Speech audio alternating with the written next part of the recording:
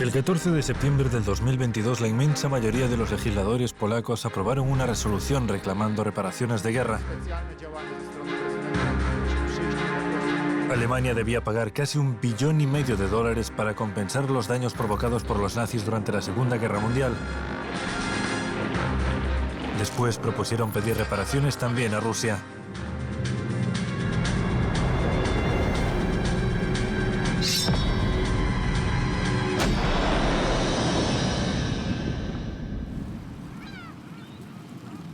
En la conferencia de Yalta en febrero de 1945, en el que participaron los jefes de gobierno de la URSS, el Reino Unido y Estados Unidos, los líderes soviéticos se negaron a reconocer al gobierno polaco, exiliado en Londres.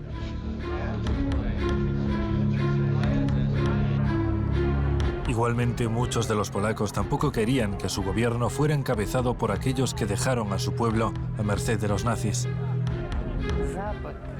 El sistema occidental se vio tan comprometido debido al surgimiento del nazismo y el fascismo que las ideas de izquierda se hicieron muy populares.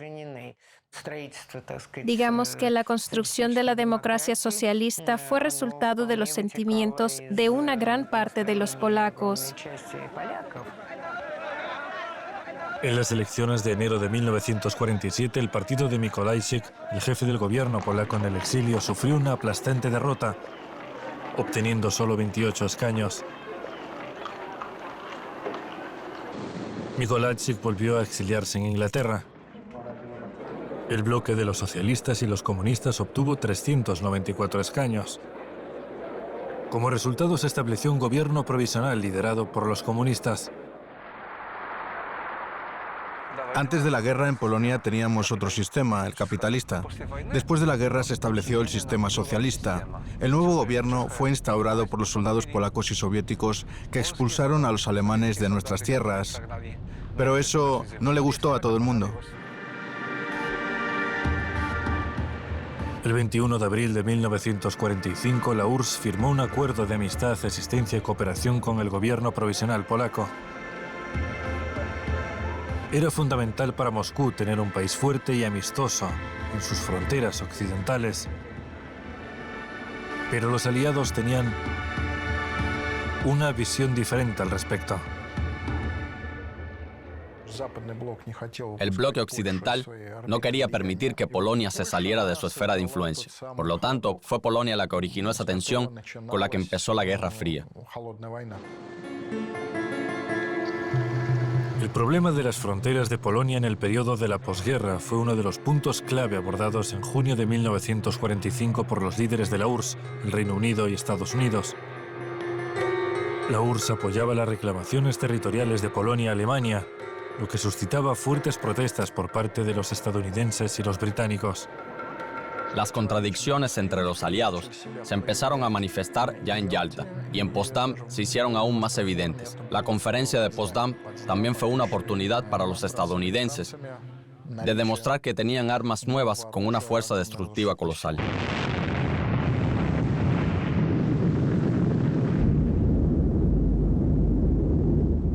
Pero Stalin permanecía inquebrantable. Los aliados tuvieron que ceder.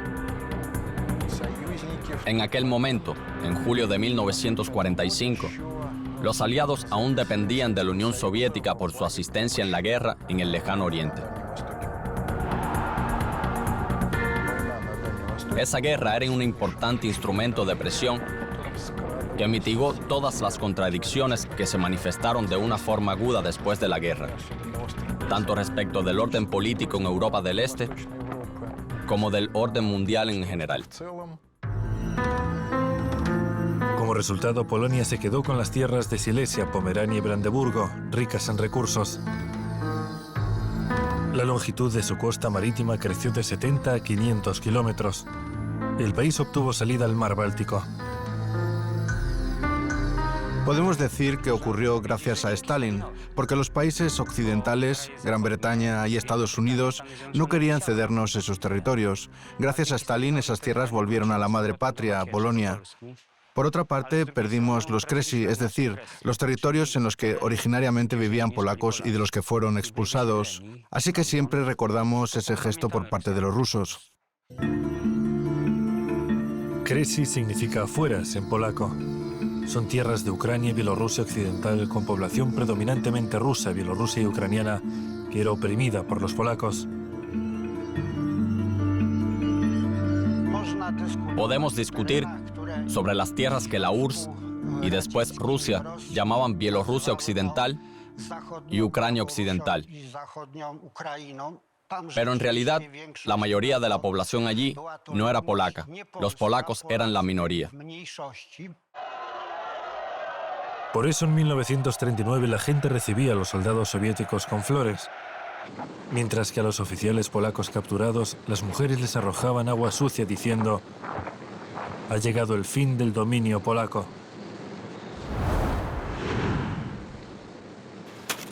Muchos están llorando de alegría.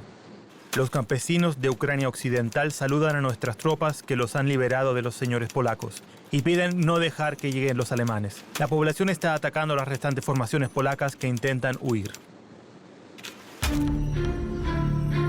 Finalmente, los territorios de Ucrania Occidental y Bielorrusia Occidental, incautados por Polonia en 1920, fueron devueltos a la Unión Soviética.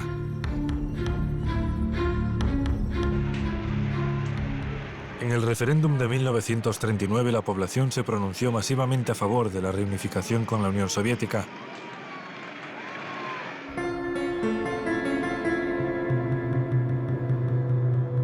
Sin embargo, el gobierno polaco actual niega el hecho de que los rusinos, los ucranianos, los bielorrusos y los lituanos estaban dispuestos a huir del dominio polaco como si fuera la peste.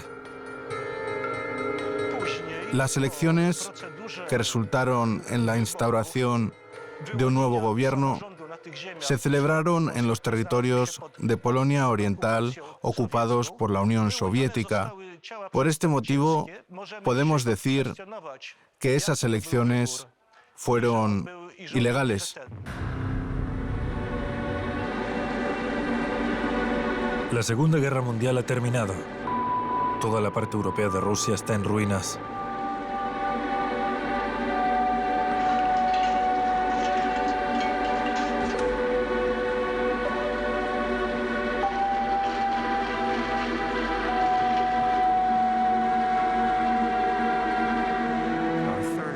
Casi la tercera parte del territorio soviético quedó devastada en la Segunda Guerra Mundial. Cuando John Kennedy dio un discurso de graduación en la Universidad Americana en 1963, dijo que las pérdidas soviéticas en la Segunda Guerra Mundial eran iguales a como si todo el territorio de Estados Unidos al este de Chicago hubiese sido destruido. La URSS perdió 27 millones de personas.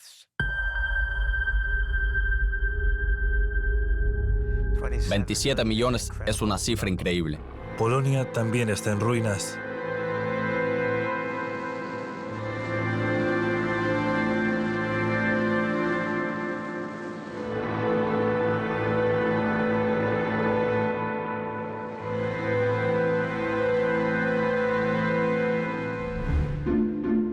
Tan solo la antigua ciudad polaca de Cracovia permaneció intacta. Se conservó gracias a dos hombres, el mariscal de la Unión Soviética Iván Konev y el agente de inteligencia soviético Alexei Botian. Iván Konev ordenó a la aviación y a la artillería que no atacasen ni bombardeasen Cracovia. El escuadrón de Alexei Botian encontró y destruyó explosivos con los que los nazis planeaban destruir Cracovia, los puentes y la presa. Hoy en día, el Instituto de la Memoria Nacional de Polonia presenta una versión muy diferente de los acontecimientos. La ciudad de Cracovia obtuvo los privilegios bajo el derecho de Magdeburgo. Así que los nazis pensaban que las ciudades como esta eran alemanas.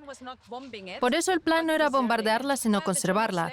Los alemanes abandonaron la ciudad mientras que avanzaban las tropas rusas. Al principio los residentes de Cracovia pensaron que el ejército vendría para salvar la ciudad. La salvaron, pero en 24 o 48 horas se dieron cuenta de que volvían a estar ocupados. Actualmente Cracovia es el destino turístico más popular de Polonia. Sin embargo, los polacos ya no mencionan los esfuerzos de los soldados soviéticos. La calle que llevaba el nombre del mariscal libertador se nombró apresuradamente calle Armia Krajowa. El monumento a Konev fue desmantelado. Los historiadores polacos niegan tanto los esfuerzos de los soldados soviéticos como la ayuda que la URSS, arruinada por la guerra, prestó sistemáticamente a Polonia. La Unión Soviética empezó a prestar ayuda a Polonia incluso ya desde los años de la guerra. Natalia Shepova es doctora en historia, es profesora titular y ha escrito sobre la historia de la Segunda Guerra Mundial y sus consecuencias para los países europeos. Quisiera que presten atención sobre la formación del primer ejército polaco. De marzo de 1944 a mayo de 1945, la URSS destinó unos 150 millones de dólares para su formación, mantenimiento, armamento, equipamiento y vestimenta. Durante este periodo, las instituciones educativas militares soviéticas entrenaron a más de 5.500 soldados polacos. Las tropas del Ejército Rojo repararon gran parte de su infraestructura. Incluso antes de que terminara la guerra, las tropas ferroviarias del Primer Frente Bielorruso repararon unos 5.000 kilómetros de vías férreas y 41 puentes. En 1944 se suministraron a Polonia 45.000 toneladas de carbón, 3.000 toneladas de queroseno, 280.000 toneladas de petróleo, 6.000 toneladas de sal y 60.000 toneladas de té. En 1945, la URSS envió más de 300 millones de dólares para alimentos, suministros médicos y combustible, 150.000 cabezas de ganado, 20.000 toneladas de algodón, 2.000 toneladas de lana, 100.000 piezas de cuero y semillas para sembrar. Solo la Varsovia liberada, la Unión Soviética, que también estaba devastada y donde la gente pasaba hambre, entregó 60.000 toneladas de pan, 100 toneladas de azúcar y 50 toneladas de frutos secos. Se trataba de una ayuda desinteresada al hermano pueblo polaco. Una vez terminó la guerra, continuaron los esfuerzos. En los primeros años de la posguerra, la Unión Soviética había restaurado 10.000 kilómetros de vías férreas y 20.000 metros lineales de puentes. Se prestó ayuda en forma de alimentos, semillas, forraje, medicinas y diversos vehículos. Lo recibieron todo completamente gratis.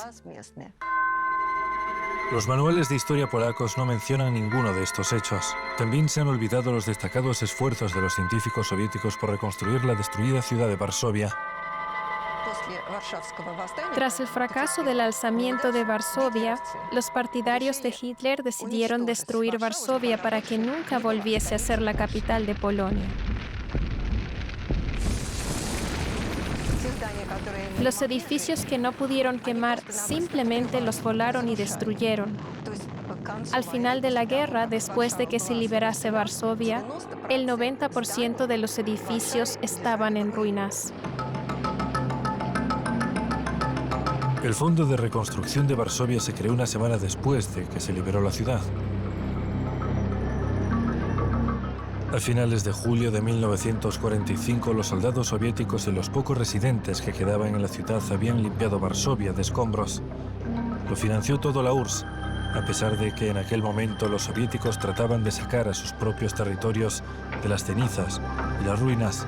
En aquel entonces los polacos estaban agradecidos con Rusia. Se decía que el 50%, es decir, la mitad de Varsovia, estaba construida con ladrillos, acero y hormigón soviéticos. Los equipos de construcción soviéticos fueron a Varsovia. Y no solo eran los trabajadores, sino que también traían todos los materiales de construcción que necesitaban. Además, se creó un proyecto muy caro y único. Querían no solo reconstruir edificios donde viviese la gente como se hizo en Minsk. Se decidió recrear el casco histórico de la ciudad. Es decir, querían hacer que al menos el centro de la ciudad tuviese el aspecto que tenía antes de la guerra. Por supuesto, como comprenderán, era un proyecto muy difícil, así que los arquitectos soviéticos buscaron en los archivos soviéticos fotografías y documentos para informarse de cómo era el centro de Varsovia. Este fue solo uno de los miles de casos en que Rusia acudió en ayuda de los polacos. El total de la ayuda soviética concedida a Polonia entre 1944 y 1960 ascendió a más de 600.000 millones de dólares. Se trata únicamente de gastos directos, pero también se les envió otro tipo de ayudas. La URSS entregó voluntariamente a Polonia el 15% de las indemnizaciones pagadas por Alemania, que ascendían a 2.300 millones de dólares.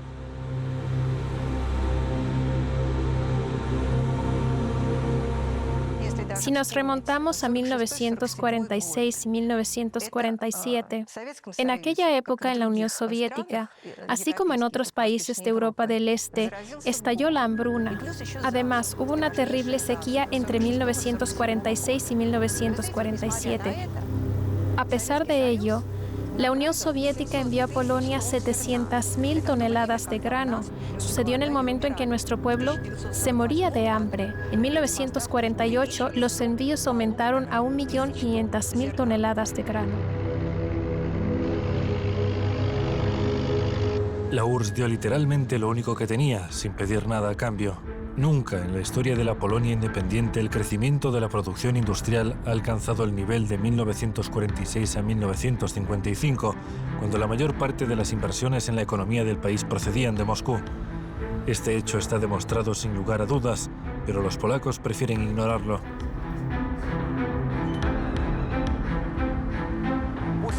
Después de la guerra, el Estado polaco tuvo que reformarse prácticamente desde cero. La República Popular de Polonia y la República Polaca de antes de la guerra son dos estados diferentes, dos ejércitos diferentes y dos marinas diferentes. Mikhail Monakov es especialista en historia naval. En su día trabajó con los polacos y fue testigo de cómo la Unión Soviética reconstruía el ejército y la marina polacas. En vísperas de la Segunda Guerra Mundial, la marina polaca era, por decirlo de una forma más suave, insignificante. Contaba con un par de buques torpederos de fabricación británica y 2 o 3 submarinos. Su reconstrucción empezó a principios de la década de 1950. La marina polaca se consideraba parte de las fuerzas aliadas. Los buques de guerra que se fabricaban en los astilleros polacos se construían por lo general principalmente según diseños soviéticos. La entrega de un proyecto de buque implica también la transferencia de tecnologías. Cualquier buque de guerra, por muy pequeño que sea, es significativamente más complejo que cualquier buque civil. Además de llevar diferentes tipos de armamento naval, también se utilizan materiales avanzados a la hora de construirlo.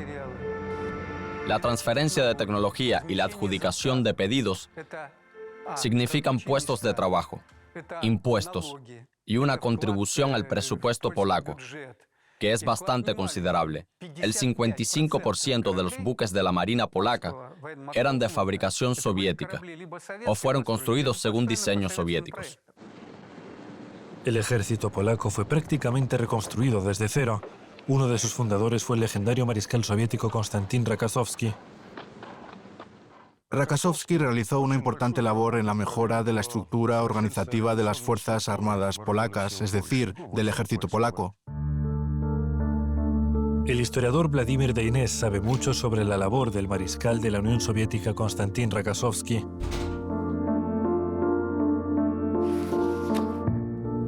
Gracias a Rokossovski se abrieron en Polonia la Academia Karol Zwierciewski del Estado Mayor de Polonia, la Universidad Militar de Tecnología Jaroslav Dąbrowski y la Academia Político-Militar Felix Dzerzhinsky, junto con otras instituciones educativas militares. polaco de nacionalidad, Konstantin Rakasowski viaja a Polonia en los momentos más difíciles. En 1949 en Polonia la situación empezó a cambiar rápidamente y este empeoramiento hizo alarmar mucho a los dirigentes polacos y los de la Unión Soviética. Los políticos que huyeron a Londres sueñan con volver al poder. Sus aspiraciones cuentan con el apoyo activo de Occidente. En Polonia cuentan con la ayuda de organizaciones antisoviéticas creadas por algunos miembros del Estado clandestino polaco. Están formadas por los integrantes que quedan del Armia Krajowa, del ejército de Anders y simplemente bandidos. Los polacos los llaman soldados malditos. Hasta los años 50 se esconden en los bosques, matando a soldados y a quienes apoyan al gobierno soviético.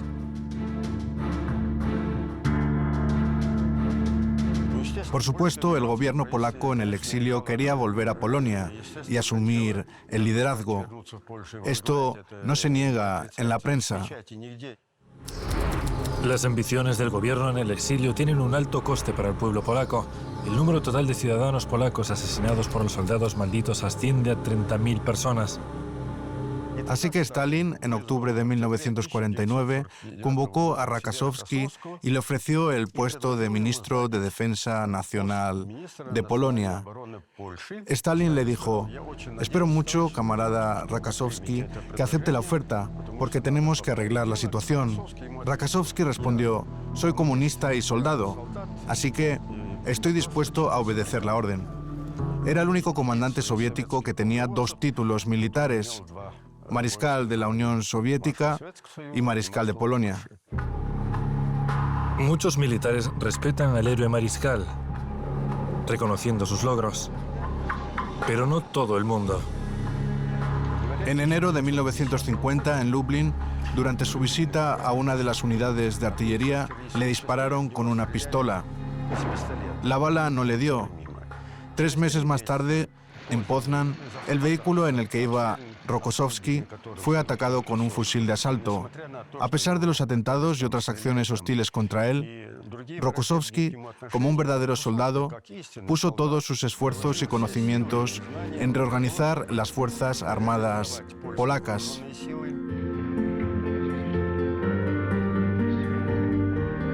El jefe del Estado Mayor del ejército polaco, el general Sivicki, dio una evaluación muy buena y meditada. Afirmó que se había hecho mucho para crear unas fuerzas armadas capaces de actuar de forma eficaz en las condiciones de guerra moderna. Una vez establecido el ejército moderno, los camaradas del Politburó polaco intentaron deshacerse de Rakasowski enviando una carta a Khrushchev. El mariscal fue retirado a Rusia. Aunque a Rakasowski le ofrecieron la opción de quedarse en Polonia con una generosa pensión, el mariscal rechazó todas las ofertas y antes de marcharse dijo: «Nunca volveré a Polonia. Para los polacos siempre seré ruso. Para los rusos siempre seré polaco». Casi 7 años dirigió el Ministerio de Defensa Nacional. Su contribución fue enorme. En aquel momento las Fuerzas Armadas polacas realmente tenían un buen entrenamiento militar y un alto grado de preparación para el combate. Las Fuerzas Armadas de la República Popular de Polonia participaron en todos los ejercicios llevados a cabo por el Pacto de Varsovia, que incluía la Unión Soviética, Polonia, la República Democrática Alemana, Checoslovaquia, Hungría, Rumanía, Bulgaria y Albania. El Pacto de Varsovia fue establecido 6 años más tarde, como respuesta a la formación de la OTAN en 1949. El último argumento a favor de su creación fue la admisión de la República Federal de Alemania en la OTAN. Claro que iban a entrar en guerra con nosotros. Los ejércitos de la Europa Oriental frenan con firmeza las fuerzas de la OTAN. Por eso la paz reinó en Europa durante tanto tiempo. Echemos la vista atrás. Durante toda la existencia del Pacto de Varsovia no se disparó ni un solo tiro en Europa y no hubo guerra. Anton Latso es historiador. Fue jefe del Departamento de Historia y Política Exterior de un país miembro del Pacto de Varsovia. Una vez que el Pacto de Varsovia dejó de existir y se disolvió, de inmediato estalló una guerra en los Balcanes y la agresión empezó a manifestarse. Hoy en Polonia se persigue a los militares que sirvieron lealmente a su país durante el Pacto de Varsovia. Ahora nos dividen en dos grupos: a los que trabajaron y sirvieron bajo la Unión Soviética y al resto, que se consideraban luchadores por la libertad, luchadores por el capitalismo, etc. A la población polaca le hacen creer que cuando los ocupantes alemanes se fueron, otros los sustituyeron, los rusos.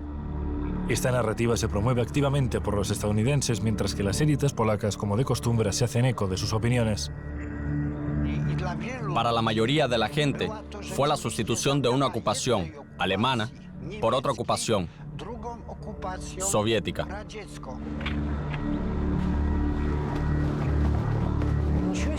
Vaya, qué régimen de ocupación. El ejército polaco prospera, los generales y oficiales se educan, la vida nacional continúa, se publican periódicos y revistas. En aquel periodo hay una academia de ciencias, prosperan escuelas, la ingeniería. Hay músicos y celebridades del cine conocidos por todo el mundo. ¿Cuál régimen de ocupación? Estos países de supuesta democracia popular se fueron con un paquete de sabiduría completa, de ingeniería, con violinistas, directores de orquesta de clase mundial, generales, científicos, artistas, élite educada, con educación secundaria y superior. ¿Es esto lo que ocurre bajo un régimen de ocupación? No, mis queridos, no sucede así. Eso no fue un régimen de ocupación. El hecho de que los alemanes mataran a 6 millones de polacos, mientras que el ejército soviético no solo liberó al país de los nazis, sino que lo reconstruyó, no parece preocupar a las autoridades polacas. Las mentiras sobre la culpa equivalente de Hitler y Stalin se promueven activamente por Occidente, que ha olvidado convenientemente el hecho indiscutible de que la mayoría de los países europeos, excepto Yugoslavia, ayudaron a Hitler en el genocidio del pueblo soviético.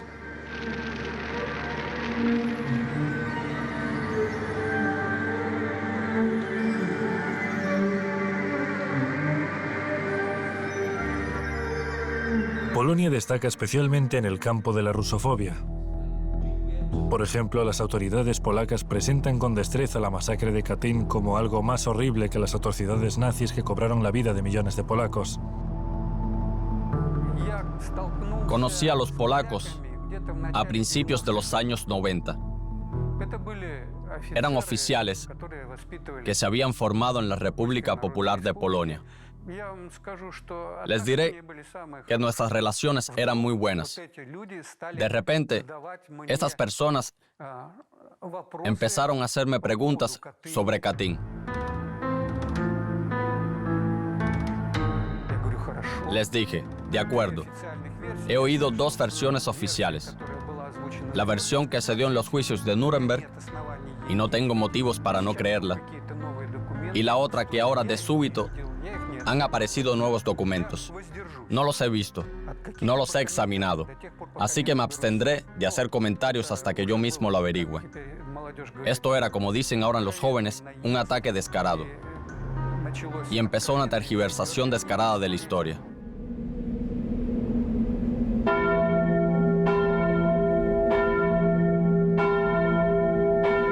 La investigación de la tragedia de Katyn comenzó durante la guerra. En 1943 surgió información de que se habían descubierto fosas comunes de prisioneros de guerra polacos en territorios de Polonia ocupados por los nazis. Por ello, los altos mandos nazis decidieron llevar a cabo su propia investigación. Andrei Klimov, historiador y miembro de la Unión de Escritores de Rusia, lleva mucho tiempo investigando la tragedia de Katyn. En abril de 1943, cerca de Katyn, trabajó la Comisión Internacional formada por los nazis, que concluyó que los soviéticos habían llevado a cabo fusilamientos masivos de prisioneros de guerra polacos. El gobierno de Polonia en Londres, encabezado por Sikorski, se aferró a esta oportunidad. Sus representantes cooperaron activamente con Goebbels, el ministro alemán de propaganda, a pesar de que en aquella época los nazis llevaban a cabo asesinatos masivos de polacos. La URSS rompió las relaciones diplomáticas con el gobierno polaco en Londres, acusándolo de colaborar con Alemania. El gobierno de Sikorsky no solo no refutó la despreciable calumnia fascista contra la Unión Soviética, sino que tampoco consideró necesario dirigirse al gobierno soviético para pedir aclaraciones o información al respecto. Personal y confidencial de Joseph Stalin a Franklin D. Roosevelt. 1943. Este hecho es curioso en sí mismo. Los alemanes, que mataron metódicamente a millones de personas en campos de concentración, en tierras soviéticas, en toda Europa y la propia Polonia, de repente se preocuparon por el destino de los polacos en Katyn, mientras que el gobierno polaco, que había huido a Londres, ignorando a los millones de víctimas atormentadas hasta morir, colaboró con los asesinos y acusó a la URSS de la tragedia. Después de la liberación del territorio de la provincia de Smolensk a comienzos de 1944, una comisión soviética operó cerca de Katyn, dirigida por el cirujano jefe del Ejército Rojo, el académico Nikolai Burdenko. En el informe de la comisión, Burdenko indicó que en el verano de 1941 los campos de prisioneros de guerra polacos no habían sido evacuados a tiempo y habían sido capturados por las tropas nazis. Posteriormente, los oficiales polacos trabajaron durante algún tiempo en obras viales en la zona de Katyn, pero más tarde, en 1941, fueron exterminados por los nazis. Burdenko presentó pruebas irrefutables de la culpabilidad de los nazis. A los polacos les dispararon en la nuca con balas de fabricación alemana. Les ataron las manos con un torniquete que solo se fabricaba en Alemania. Se comprobó que el método de ejecución era idéntico a la forma en que los alemanes ejecutaban a los ciudadanos soviéticos en la URSS.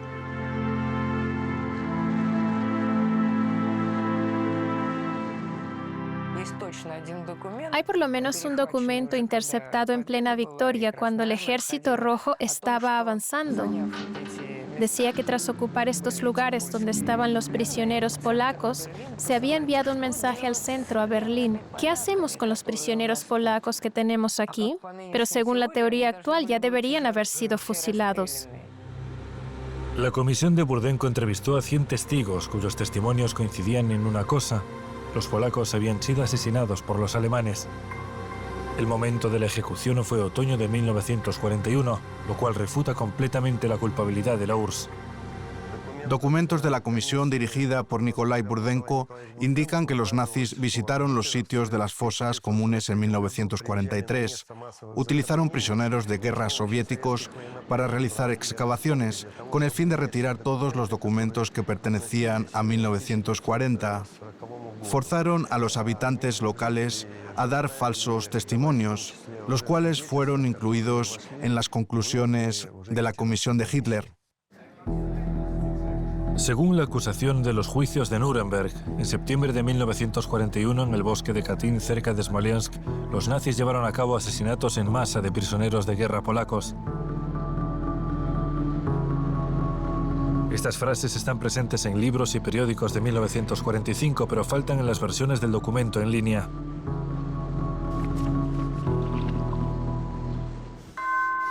No olvidemos que el cirujano soviético Nikolai Burdenko salvó miles de vidas, mientras que su oponente, el ministro de propaganda alemán Joseph Goebbels, fue responsable de millones de muertes y de las interminables mentiras propagadas por el Tercer Reich. Parecía que el asunto ya estaba cerrado, pero durante la perestroika volvió a surgir el caso Katyn.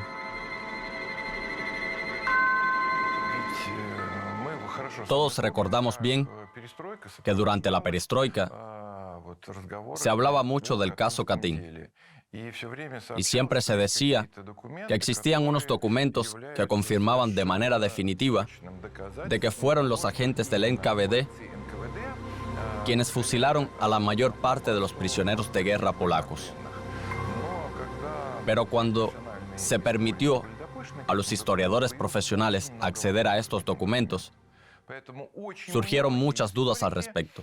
Por ello, muchos historiadores los consideran, por decirlo menos, una falsificación hábilmente elaborada. Para entender quién necesitó falsificar los documentos y para qué, se requería llevar a cabo una investigación especial, pero en el Instituto de la Memoria Nacional Polaco, donde se mandaron las copias de los documentos, estas desaparecieron sin dejar rastro. El acuerdo establecido entre la Fiscalía polaca y rusa sobre la investigación conjunta del caso Katyn también se ha desvanecido.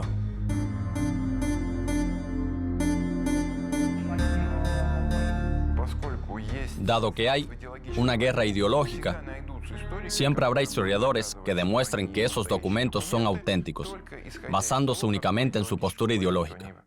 Y ya está. Los hechos que ahora están saliendo a la luz no pueden ignorarse.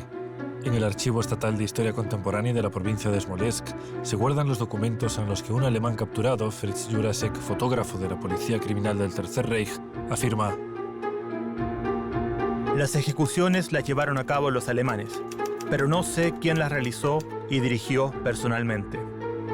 El testimonio de Jurasek también se ve confirmado por el acta de interrogatorio del soldado alemán Arnaud Duré. A principios de septiembre de 1941 fue enviado al bosque de Katyn como parte de un grupo al que se le ordenó cavar fosas comunes. Es decir, habría sido necesario llevar a cabo esta investigación, como es debido, de forma completa, imparcial, etc. Pero Rusia lo asumió y fue, a mi parecer, una declaración abierta y muy audaz destinada a limpiar de una vez por todas la herida en las relaciones y curarla. Pero para los polacos no hubo ninguna cicatrización. Tras el colapso de la Unión Soviética, Polonia fue uno de los primeros países de Europa Oriental en incorporarse al bloque de la OTAN y convertirse en el principal portavoz de la Europa rusófoba.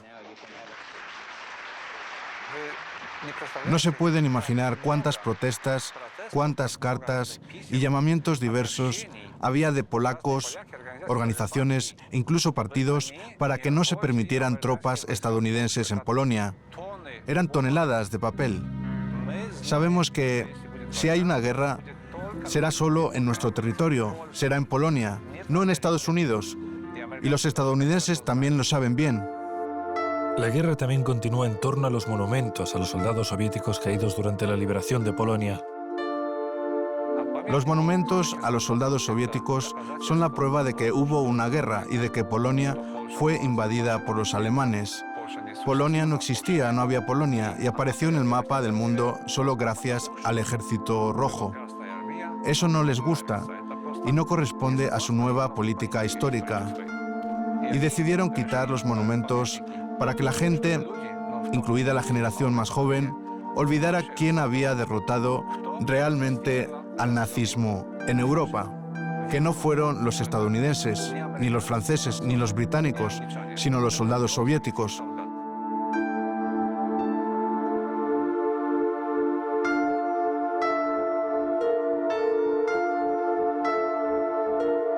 Pero eso no encajaba con su nueva política histórica, así que declararon la guerra a los monumentos.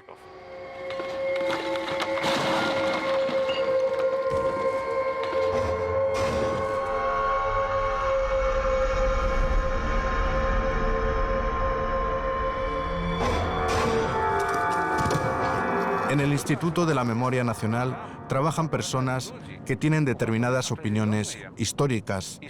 Sin embargo, olvidan que trabajan gracias a nuestro dinero y deben tener en cuenta la opinión de todos los polacos. El Instituto de la Memoria Nacional está obsesionado con las ideas de que Polonia supuestamente salvó a Europa de la sangrienta agresión de los comunistas, que Ucrania Occidental debería ser devuelta a Polonia y que Hitler y Stalin son igualmente culpables del inicio de la guerra. La gran diferencia entre Hitler y Stalin es que uno perdió la guerra que había empezado, Hitler, y el otro ganó. Sin embargo, no todos los polacos piensan así. Muchos recuerdan que fue el Ejército Rojo el que los salvó de una desaparición inminente. Nadie tuvo la oportunidad de escapar de los nazis.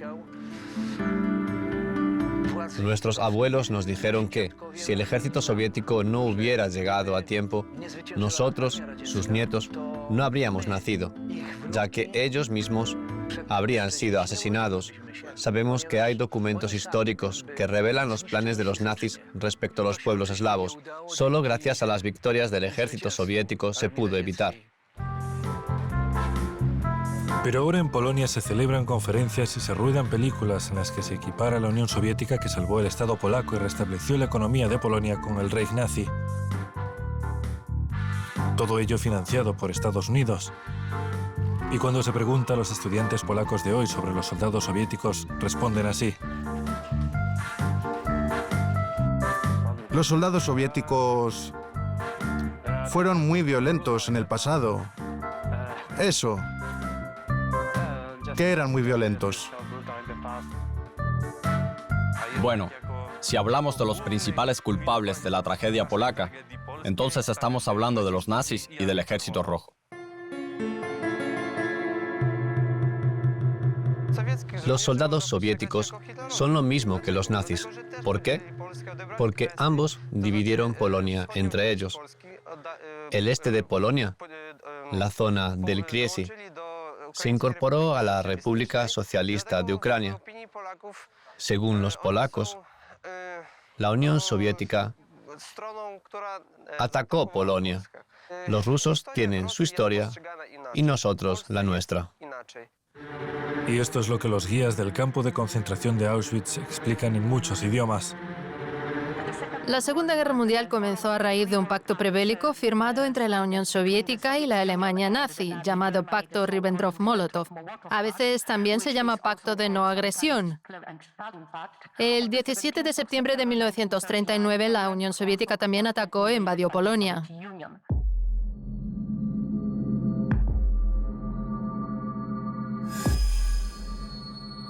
Los guías guardan silencio sobre el hecho de que quien liberó Auschwitz fue el Ejército Rojo.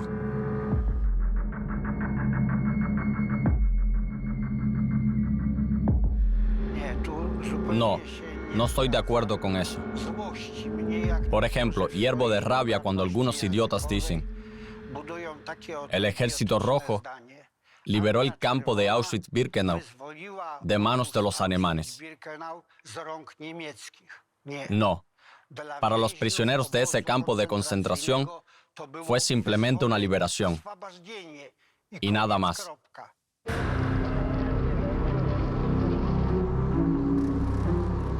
Ellos no quieren admitir los hechos de ninguna manera. Esto es parte de la forma de ser de la élite polaca. Después de que la Unión Soviética entregara Auschwitz a las autoridades polacas, Auschwitz se convirtió en un buen negocio. En uno de los barracones se abrió un restaurante. Cobran por la entrada al campo de concentración y así los dueños ganan unos 30 millones de euros al año. Estuve en Auschwitz cuando todavía no era una empresa comercial, cuando todavía existía la Unión Soviética. Y ahora está tan comercializado que me repugna. Creo que es completamente inaceptable.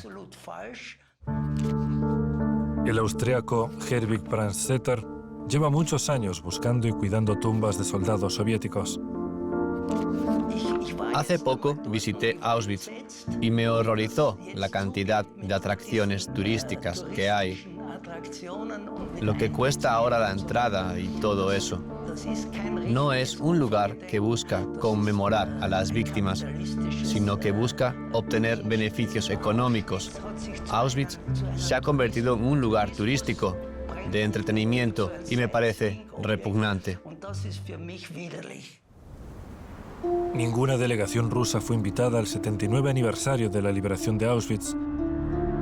El gobierno polaco ignora el hecho de que el 27 de enero de 1945 los prisioneros supervivientes de Auschwitz gritaron a sus libertadores: «Los rusos están aquí».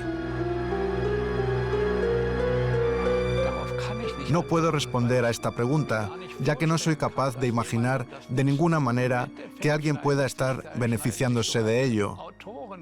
Quienes hacen estas declaraciones están jugando en su contra. No aprenden de su propia historia, especialmente los países como Polonia, a los que más afectó el nacionalsocialismo. Klaus Thyssen, catedrático de Berlín y superviviente de la Segunda Guerra Mundial, ofrece una valoración de los acontecimientos que están teniendo lugar en Europa. No soy capaz de comprender cómo es posible que estemos viendo tendencias como estas en Polonia. De no ser por los prodigiosos esfuerzos y sacrificios de Rusia, Polonia se hubiese visto condenada a la destrucción total a manos de los alemanes. Hitler no solo hubiese destruido Polonia como Estado y como nación, sino también a los polacos como raza. Winston Churchill, la Cámara de los Comunes, 1945. El primer ministro británico Winston Churchill llamó una vez a Polonia la hiena de Europa. El plan consiste en seguir a algún león y disfrutar de las sobras de sus comidas. Así sucedió con Napoleón. Napoleón perdió y Polonia desapareció por completo del mapa político de Europa. ¿Por qué se comportaron de forma parecida con Alemania en vísperas de la Segunda Guerra Mundial? Pues porque soñaban con dividir y despedazar a la Unión Soviética. Una vez más perdieron. Ahora se arriman a los estadounidenses. Y así, con los ojos cerrados, saltan de cabeza a este abismo. Los hundirán y nadie se dará cuenta. Ustedes, los polacos, al igual que los ucranianos, van a ser utilizados como carne de cañón o como moneda de cambio, o como sea. La OTAN no es su organización. La OTAN es el bloque militar de Estados Unidos. ¿Quién la dirige? Washington. Occidente está ahogando a Ucrania en su propia sangre.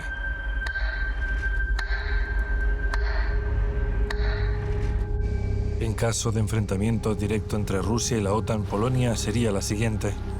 Polonia también ha sido militarmente indispensable para llevar armamento a Ucrania, con el que librar su batalla contra Rusia. Por lo tanto, Polonia goza ahora mismo de una reputación bastante buena en Estados Unidos. La presencia militar de Estados Unidos en Polonia es de unos 10.000 efectivos. El número de bases militares de la OTAN también crece constantemente. Está prevista la construcción de 2 instalaciones militares más para el despliegue de tropas de la OTAN cerca de las ciudades de Trzebian y Pstronże. Escuchen lo que dice el ministro de Defensa de Polonia. Dice que estemos preparados para la guerra, que necesitamos comprar nuevos misiles, nuevos helicópteros, nuevos submarinos. ¿A qué nos llevará eso? ¿Y por qué han venido aquí los estadounidenses?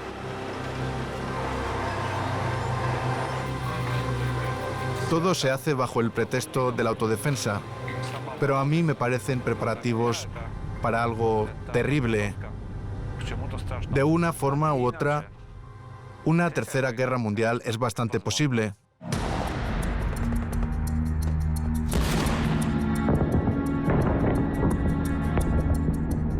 Polonia sueña con convertirse en la querida esposa de Estados Unidos. Está bien, soñar no tiene nada de malo. ¿Por qué se incluyeron en el Imperio Ruso las tierras polacas? Porque era imposible abandonarlos. Habrían caído inmediatamente bajo el control de alguno de nuestros enemigos mortales. Todos estos fueron pasos forzados y lo confirman los documentos. La correspondencia entre los jefes de Estado, nuestros monarcas, empezando por Catalina II y terminando por Nicolás I de Rusia. El gobierno polaco ya no oculta su intención de recuperar Ucrania Occidental, Galicia y Volinia. Actualmente existen muchos más mercenarios polacos en Ucrania que militares de otros países.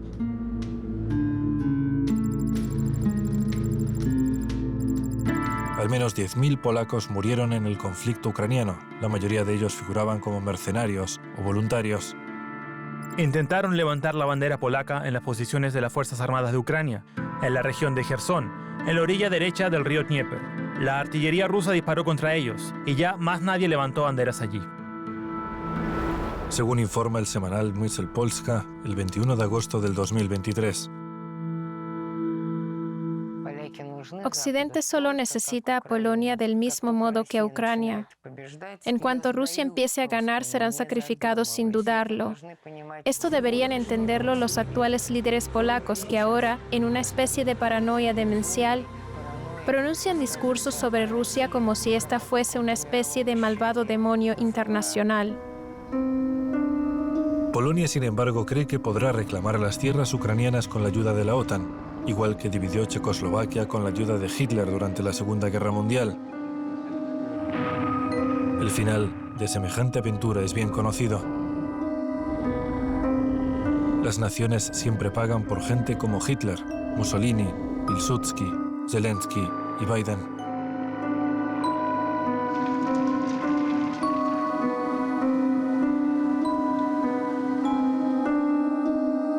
Hay un proverbio que siempre suena a verdad, y es: recoges lo que siembras.